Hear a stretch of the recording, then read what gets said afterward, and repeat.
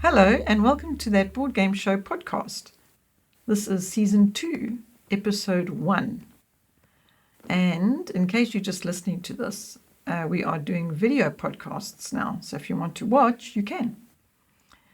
I'm Sonja Wood and here is... James Wood. Hello James, that's my son. And we are starting a series called Collector's Corner. Now, we think that there's a lot of people out there that are going to identify with this collector's corner. We don't think we're alone in being board game collectors, which is what we're going to be talking about in this series. And so I need to start at the very beginning.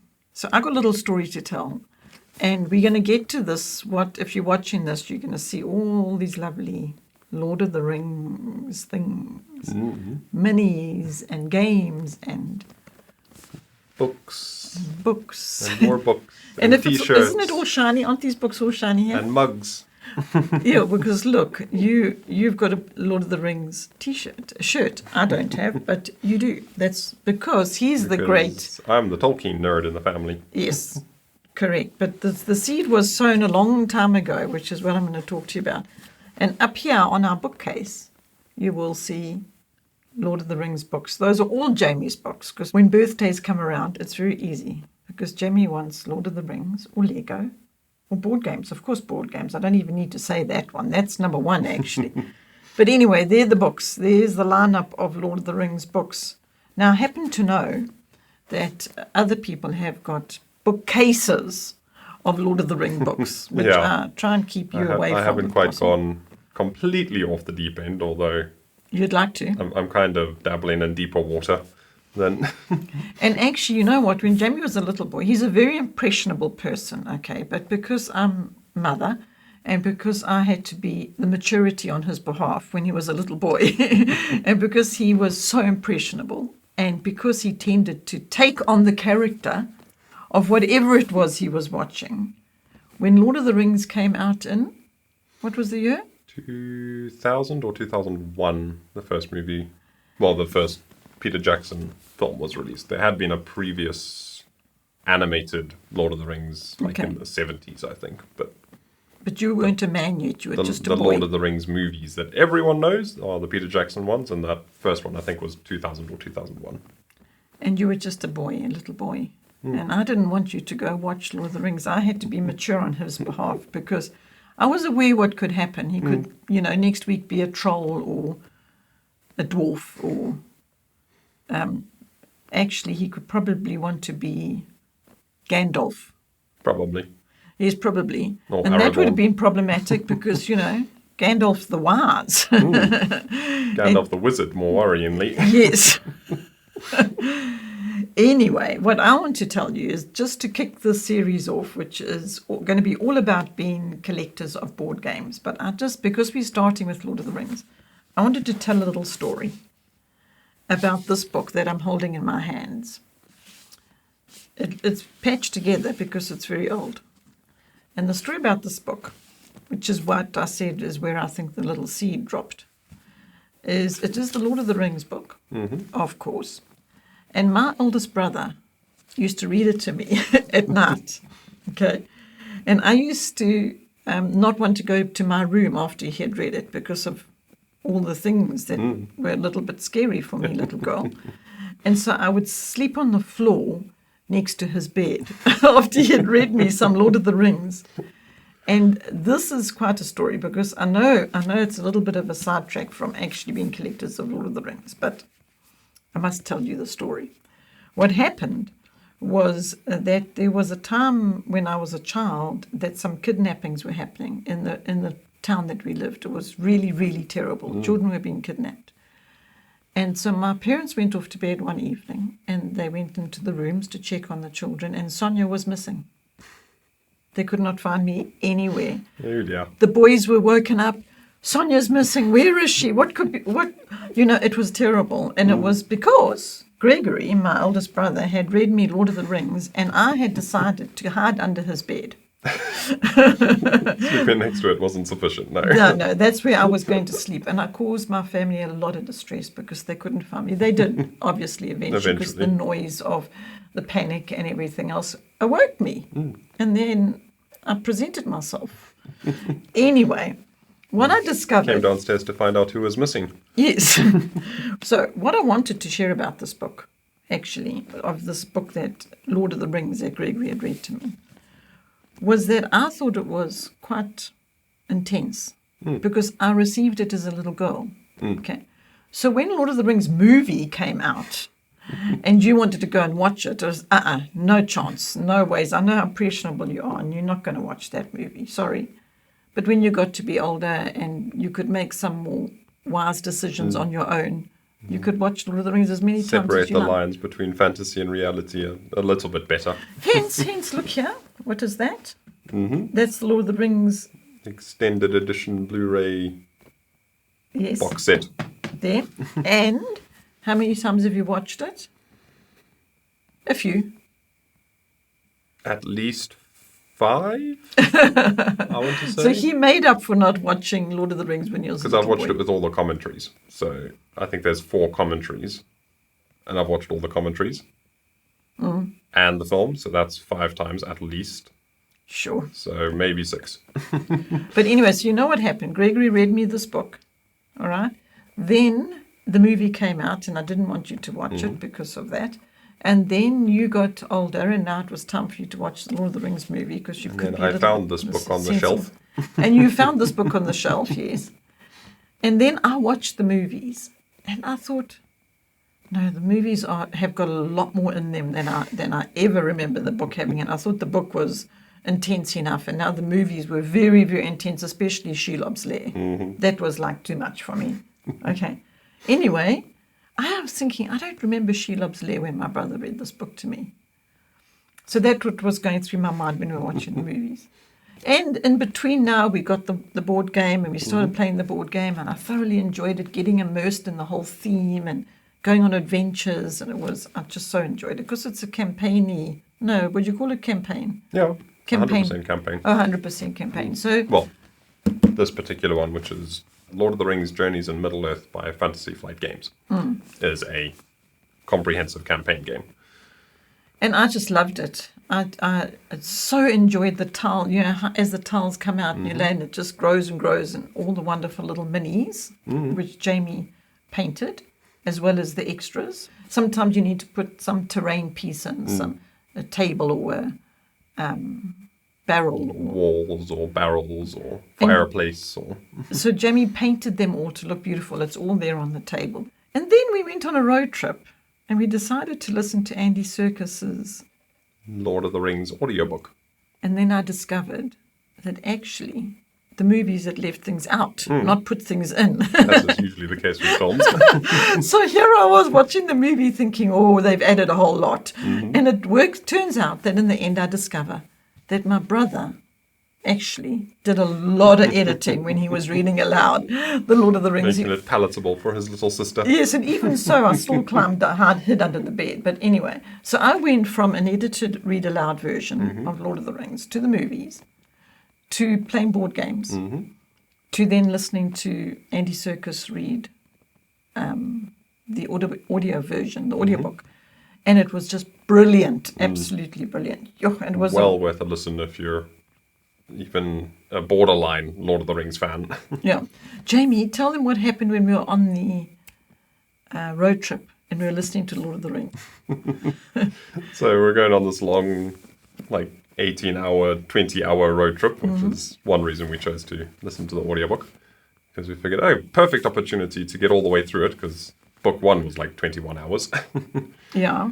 And as we were driving along, and where were we? Sort of southern KwaZulu-Natal, South Africa. Yeah, I think, around about there. We're going along and we see a sign on the side of the road for Rivendell Guest House.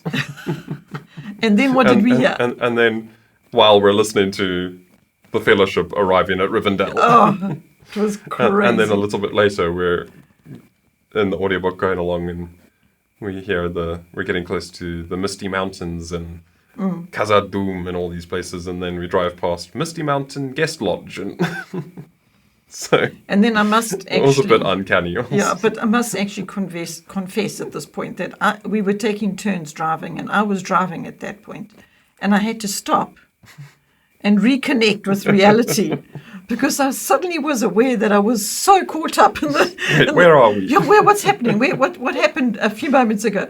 I literally had to pull over and stop the car because I had become so immersed in the story that I realized I wasn't in touch. And that the is real world. And that is, I suppose, where you get your impressionableness from. I saw you picked up your mug, and it's got, isn't it your Lord of the Rings mug? Yeah, I showed it earlier. Got my one ring inscription. Yeah, and then your shirt. You know, we collectors. That's what this whole series is about. And where's my mug? Here. You see this mug? Well, if I face it this way, well, people who are listening won't see it. Face it this let way, me but tell. yes, the people listening will not see anything. No, the people listening will just have to know I picked up a mug with an elephant. There is a print mug on with an it. elephant on it. Yeah. For those listening. And that's just to say, you know what? I started collecting elephants, figurines, not real life elephants, just because we live in South Africa, just in case you're wondering. In fact, the place where we live used to have elephants walking through. Many hundreds before of we years lived ago. here. Yeah, Yes. yeah. Several hundred years before we lived here. Not several hundred. Yeah. Not that long. But anyway, yeah. A long time ago. A long time ago, before us. Anyway, I collected I got my first elephant when we were in Zimbabwe, which was then Rhodesia. And I then started collecting elephants. I bought it from a guy on the side of the road that had carved elephant. Anyway, now I got up to 100 elephants and thought, okay, now stop. That's enough elephants. So I stopped collecting elephants for a while, and then I discovered that I had very few elephants with their trunk up. So I decided I'm going to collect elephants. Finally, an excuse to keep collecting elephants. Yes, an excuse to keep collecting. Do you need an excuse to keep collecting? No. No. I fully admit that I'm a Tolkien nerd and a collector, so Oh, there you go. no Just accept excuses it. required. It's just Yeah. a fact. So we have how many Lord of the Ring board games boxes did we count? I think it was 9. Yes, it's 9. And Jamie, That's probably counting expansion boxes. It is, So yes. we've got card game, Journeys of Middle Earth, Hobbit, Other Hobbit, Lord of the Rings, other Lord of the Rings game, the board game, Lord of the Rings dice I mean, game, Yeah. 7. Not counting expansion boxes. Okay. And so then, Jamie, I'm getting all these boxes together, and I'm thinking, whoa, look at this, armloads of Lord of the Rings boxes. And Jamie says, but there's one missing. We still don't have the second expansion for Journeys of Middle Earth. So there's Dear. 2 expansions total for it, which is unusual for Fantasy Flight to stop at 2. Okay. But they've only done 2 expansions for it because that was like they finished it off. It didn't actually have that massive of a popularity, you know. It wasn't a huge hit for them for some reason. I don't quite know why. Oh, and I just think it's so beautiful. I think it's the brilliant, game, yeah. the production, the publishing, everything. I think it's on another level. And I mean, look at these minis. I know those who are listening will have to go look at these minis because it's just Go so to worth it. That You know Board what Game you Show must YouTube do? channel, or if you're listening to this on Spotify, I think Spotify lets you do Watch the video. podcasts Oh. as well. Okay. But you can definitely go to our YouTube channel to check out the video, and then you can Board Game see Show. all the lovely minis. Basically, this series that we're doing now is going to be all about being collectors of board games. And one of the reasons why we want to share it on a podcast is because we love being collectors. We don't feel bad about it. We don't think that it's something to feel bad about. We've come to terms with the fact that We've we come to are terms. board game collectors Yes. and not just board game players. Because whenever it comes to it, whenever we faced with the opportunity to trade a game, give a game away, sell a game, it just never sits right. We don't want to. We can never let go. We like collecting games. And I think a big part of that is because we like collecting. We are collectors. We put a lot of time and effort and research into every game we get. Mm-hmm. We don't just buy games on a whim. We don't just get a whole big job lot of games. No. just buy the latest hotness because it's hot and everyone's raving about it. And, ooh, this is an amazing game. No, we wait for the buzz to die down a bit. Not only that, and we watch the reviews. We can and we see do if our it's a homework, game. and we play it ourselves if we Yeah. can, before buying. So once a game enters our collection, it's gone through Quite a pretty process. extensive research process before it actually even gets there. So then to let it go after that is a bit painful. Well, we don't want to. Yeah. And the other thing is, we don't, and you're saying when there's a big buzz about a new game, we can tell quite quickly if it's a game that we're going to be glad to have or not, because it's not a mechanic we particularly go for, or a theme, for example. But as soon as we see a game that's got theme, all the things we go, oh, yes, we like the look of that, then we start the research. But sometimes we just say, no, that's not for us. So that's true. By the time we've actually got the game, we've done all the research, and so now it is hard to part with it because we enjoy it. And in fact, we don't have any games in our collection that we don't want to be there. That's what we've discovered. When it comes to it and somebody sees a game on our collection, they go, oh, they quite like the look of that. Well, how about us trading them with this or that? We go, no, thanks. No. Which is a bit strange because there's even games in the collection that are ideal for more players. Instead of just two, because primarily it's just the two of us playing games. So we have certain games in our collection that, while playable with two, are much better with 3, 4, 5 people, So it would make sense to trade that game away, sell it, give it to someone, because, somebody else is going to get a lot more play out of that game. But we like having that game in our collection. It's part of the collection for a reason. It's a game because that we really like, and we may only get a chance to play it once or twice a year, if that, Yeah. And yet we still we want don't it to want be to get there. rid of it. Yeah. We want to have it there. We want to have that option. So we thought we'd do a podcast series on being board game collectors. And what we're going to do with it is we're going to share with you our collection because we can. So today is about this one. Journeys in Middle-earth. Was this our first one? I think it was. No, the card game. The first Lord of the Rings game we got was either the card game, the Lord of the Rings LCG from Fantasy Flight, or the little Lord of the Rings dice game. Lord of the Rings Journey to Mordor, also by Fantasy Flight. I think almost all of our Lord of the Rings games are from Fantasy Flight, come to think of it. So we're not sure which was the first one, but we just wanted We to... definitely got the card game before this. Oh, yeah, that I remember. Yeah. I remember playing the card game.